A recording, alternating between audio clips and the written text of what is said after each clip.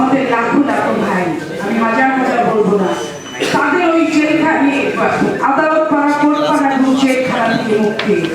প্রিয় বন্ধুরা, আজকে যিনি প্রধানমন্ত্রী, আমি সম্মান দিয়ে কথা বলছি কারণ চেয়ারকে সম্মান দেওয়া উচিত, সেই ভদ্রমহিলা ওনার কিন্তু 1-11 সময় 15টা বেশি মামলা ছিল এবং কঠিন কঠিন মামলা ছিল, কোনোটাই 2-3 হাজার কোটি টাকার নিচে না এই মামলাগুলো।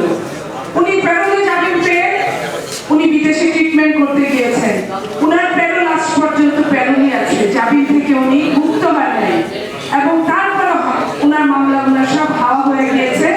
আর আমাদের নেতাদের মামলা আরো বেড়েছে বেড়েছে বেড়েছে, ক্রমবর্ধমান হারে বাড়তেই আছে।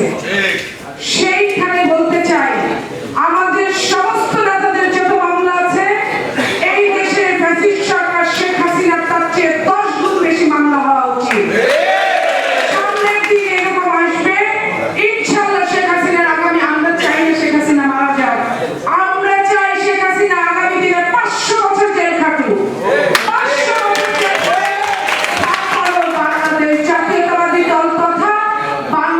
সাধারণ জনগণের সেই কষ্ট দূরীভূত হবে না।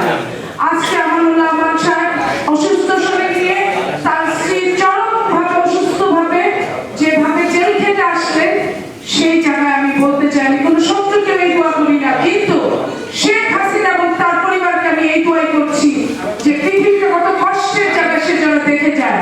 আজকে দেশের নেত্রী বেগম খালেদা জিয়াকে যেভাবে দিনের পর দিন মৃত্যুর দিকে ধাবিত করছে, উনাকে স্লো পয়জনিং করা হয়েছে। উনি শুধু অসুস্থই না, উনি স্লো পয়জনিংয়ে আক্রান্ত একজন মানুষ।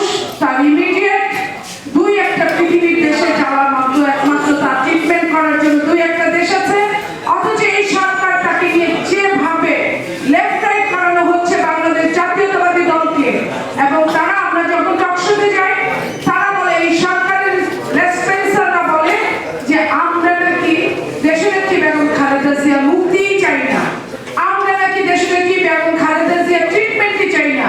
এত অসভ্য, পৃথিবীর যত সভ্যতার বাইরে একটা সরকার, তারা এই ধরনের বাজে কথা বলতে পারে। আজকে